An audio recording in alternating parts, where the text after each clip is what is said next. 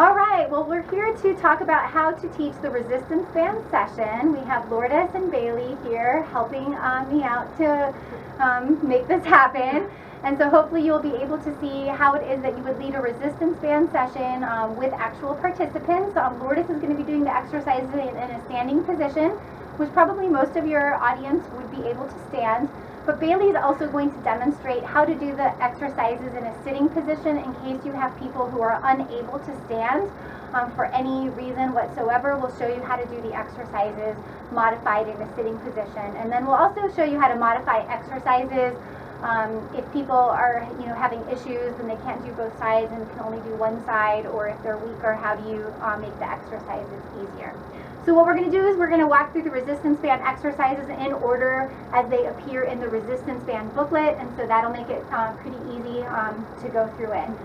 So to get started, one of the things that you want to do is you want to make sure that people understand that if they have any medical conditions or reasons that they shouldn't be doing the exercise, that they want to sit out, or if there are specific exercises that they are not supposed to do, for example like squats because of knee or back issues, and you just want to make sure you say that ahead of time.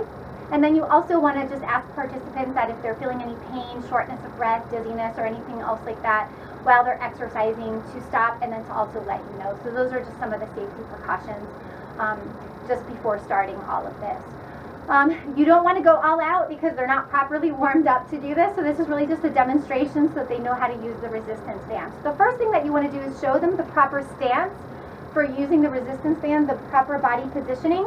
So I'm going to start with Lourdes here, who's in a standing position. You want to make sure that feet are approximately either shoulder or hip width distance apart, that the toes are pointing forward, and that the knees are soft. You never want to be doing any kind of exercises with locked knees. The other thing that's good to practice is to keep the core engaged. So as if someone were going to hit you there and you wanted to harden that up, you always want to make sure that those things, the muscles there in the core, are being worked, and that's sort of bonus points as you're doing the resistance band exercise. So Lourdes is going to be in this position. Bailey's sitting, and for Bailey in the position that she's in, it's very important for her to keep her back flat. So round your back a little bit, Bailey, show what that looks like. So if you've got people that are looking down, shoulders are rounded, that sort of thing, then you know that's not the right positioning. So you want head up, chin up, kind of level with the floor, back straight. That's going to be better positioning. Feet flat on the floor so that they're not losing their balance and that sort of thing. So these are the two positions that you want people in. So the first thing you want them to do is test out the band and see how it feels and what it's all about. The best way to do that is to have them hold it straight out in front of them, hands about shoulder distance apart, and to just pull on that band and return it so that they can just feel the resistance in it. Now there's two very important things that you want participants to understand. Number one is that they should control that motion, both going out and coming back in.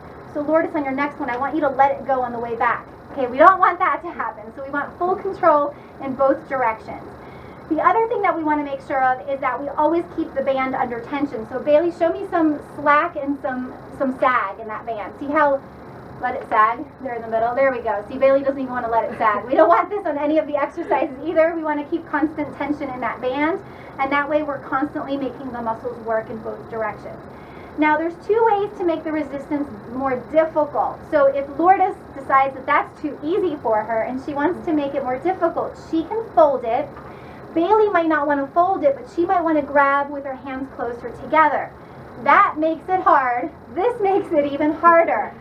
So sometimes it won't be typical. Most people with a single, length band will be just fine on these exercises, but if you get some rough and buff type of person, they might need to fold the band in half. We're going to do all the exercises in single length today, and that's just an option that you want to, let people know about. Okay, so the first thing that we're going to do, well, first of all, that we're working all the muscles from large muscles to small muscles. That's really important. The exercises have been specifically designed to work your chest, back, and legs first before moving on to shoulders, biceps, and triceps, and that is for a reason. We don't want to wear out the supporting muscles before working out the large muscles. So we want to work those large muscles first, wear those out, and then we can subsequently wear out the small muscles. So we're going to start with the chest fly. And for the chest fly, they need to put that resistance band behind their back. Lourdes, if you can demonstrate what that looks like, so if you can just turn around. So that resistance band should be across the back, under the arms, and then you can turn back around, face the front. And then you would extend the arms out to the sides. Let's see, if you don't hit me. And you can see Bailey's already getting started in her sitting position. And what you're doing is keeping those arms straight. You're having the motion of coming in and out, and you're using the chest muscles to make that happen. The other thing that you want to make sure people are doing is breathing during their exercise. And so as you observe people doing the exercises, you can make sure that they're breathing. They should be exhaling on the exertion. This is the exertion portion of the exercise as they come in. So this is inhale and exhale. Inhale and exhale. So that's what you want to be looking for on that exercise. So this is the chest fly. To make it harder, they would grab it further in. To make it easier, they grab it further out. Okay, so good job. Perfect. So that's the chest fly. They're going to get a great workout as we do this. The next one is going to be the lat pull down for the back. So in the lat pull down, they want to hold this above their heads. Let's see if I can move out of the way here.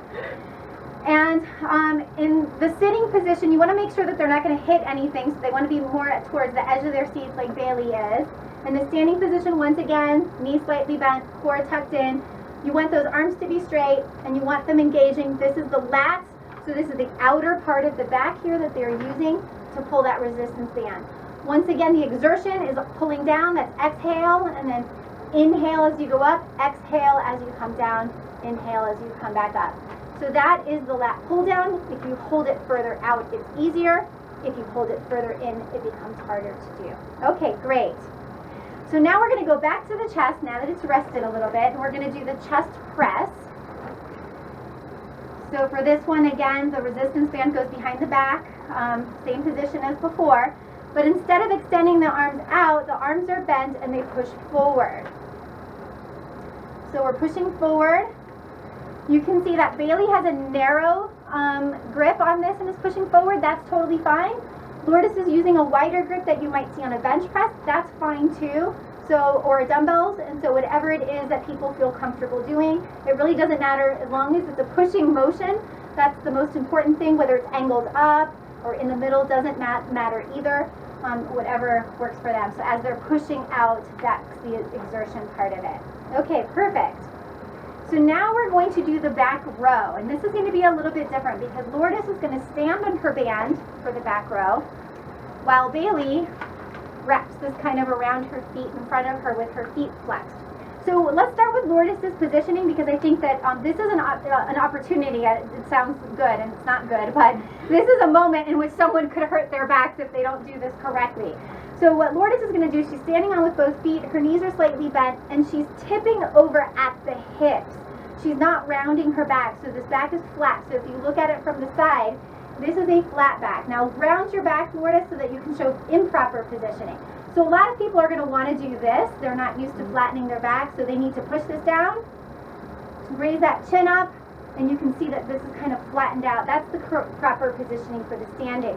The other thing is you want to make sure their elbows are tucked in, that they're not flaring out. So as she does the row, her elbows are going to reach for the back wall, and she keeps those elbows very close to her body.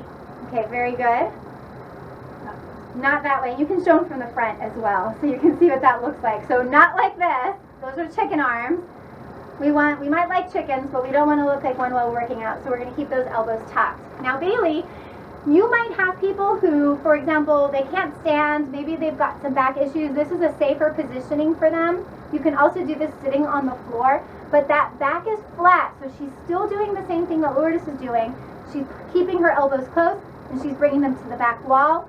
Feet stay stable, and that's the other positioning for this. So a couple of options depending on what people are able to do. Practice this yourself in all of the different positions so that you can see the difference before teaching this to participants.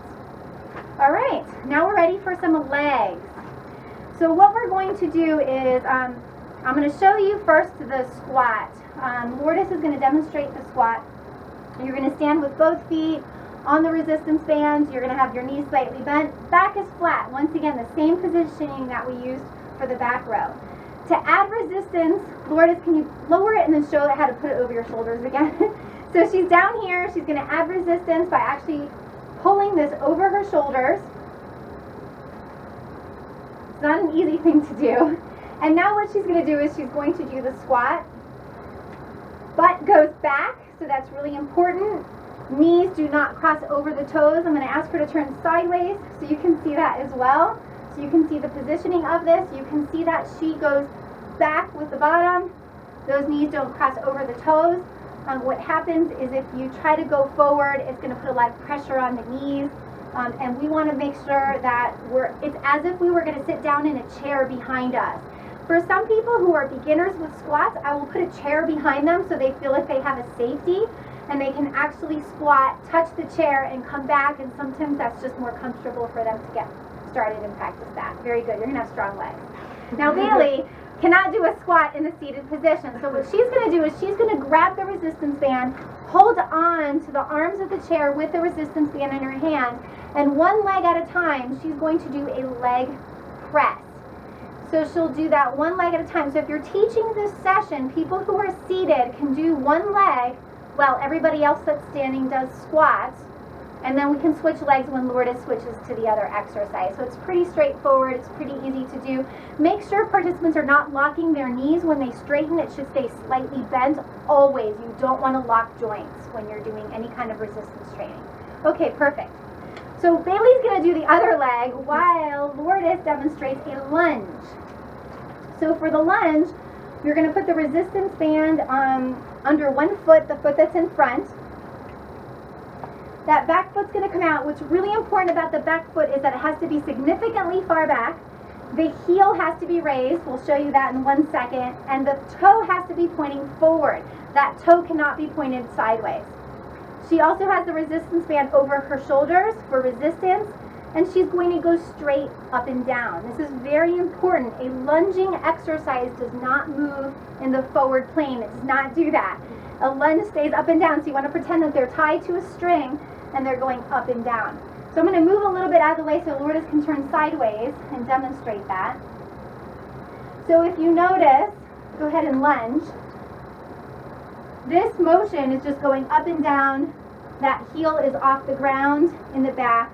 This knee is not crossing over, and she is not coming forward at my arms. She is going perfectly straight up and down. We don't want that. And so you might get right in front of people and say, you shouldn't hit me. You should be staying in that up and down position. And of course, you would switch legs on the lunge. This is for demonstration purposes, so we're going to stick with the one leg. Okay, next is going to be the bicep curl.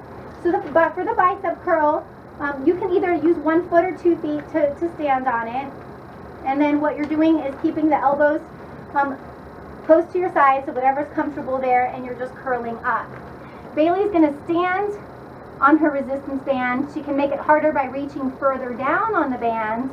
If she wanted to make it more challenging, she's sitting at the edge of the seat so she doesn't hit anything else. And this one is pretty straightforward for people to do. It's not too tough. But if, for example, this was too hard for people, they could just drop one side here. They could give themselves a little bit more slack on that resistance band. Same thing in the seated position. They could do one arm at a time and then switch so that they have, it's less intensity on that band when they do that. All right, so that's biceps. Practice this. Again, practice all of these before you do them with people. We're going to do the shoulder overhead press. Now this one is challenging, so I am going to show some modifications on this. Bailey, this is the first time that we need to switch Bailey's positioning. She actually needs to sit on her resistance band. So for people who are seated, they're just going to drape that across the chair. They're going to sit on it to create stability with the weight of their body. Lourdes is going to show the hardest way to do this exercise, which is standing with 2 feet. And what you're doing is keeping the elbows down. You're pushing and coming overhead. Now this is very challenging. If this becomes challenging, you want people to take out 1 foot and put it in front of them. You can still hold on. Let's do with 2 hands, put it in the middle. So if they're just going to stand with 1 foot, you want that to be on the back foot. And it just gives a little bit of leeway on that band. Not much, not much. So the next transition is to hold on to just one side of the band, create a little bit more slack, and then just once again do one arm at a time. So if you've got beginners, if you've got older people that just don't have a lot of muscle mass, most of them are going to need to start with one arm at a time until they get stronger and are able to do both. Okay, so again, you can do that in the seated position or in the standing position, and then you would just switch sides. The other shoulder exercise is a side lateral raise. On the side lateral raise, it's another challenging exercise. What you want to do, typically if you're standing, it's not as big of a deal. You can probably just hold them on each side to do the side lateral raise. To do them in the seated position, you might need them to switch hands just so that the angle is going a little bit further out. I'm going to move out of the way. Okay, so this is a very challenging one. I would recommend 1 foot.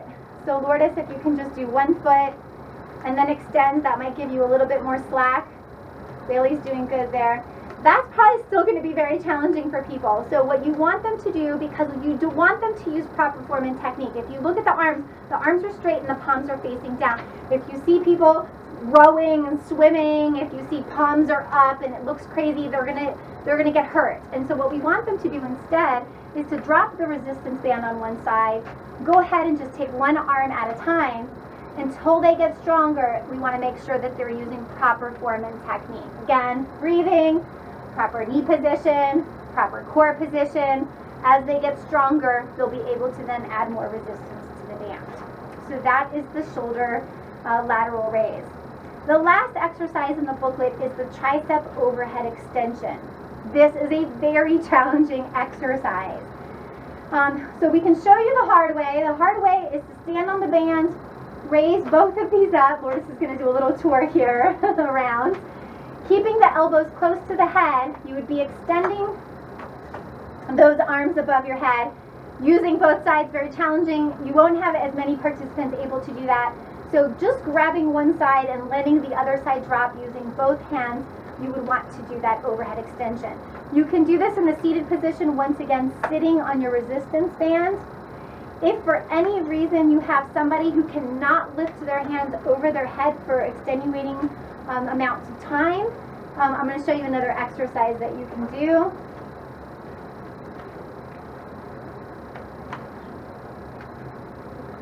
Yeah, this one is a little bit, this is a tricep kickback.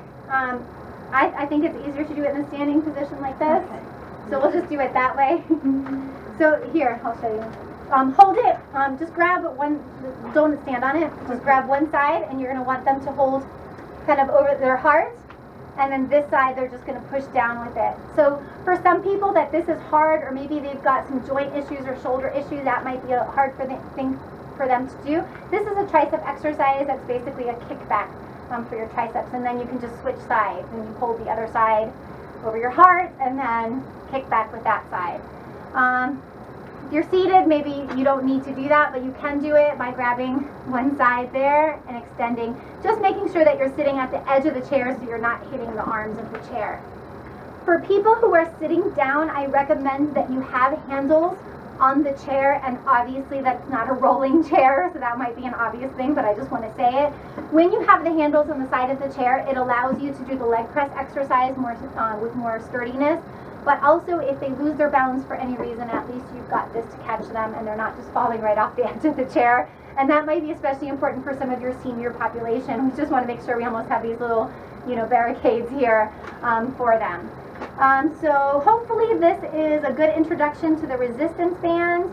I really recommend that you practice this over and over and over again so that you understand how to do the modifications, that you can do each exercise with proper form and technique. So I want to thank Lourdes and Bailey for being these wonderful demonstrators of the resistance band exercise, and please feel free to give any of us a call if you have any questions on teaching resistance bands.